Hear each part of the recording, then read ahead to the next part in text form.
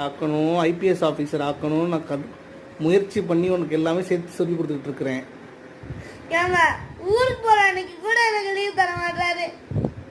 ஒரு அப்பா இருந்தா ஒரு நாளாவது லீவ் தரணும்.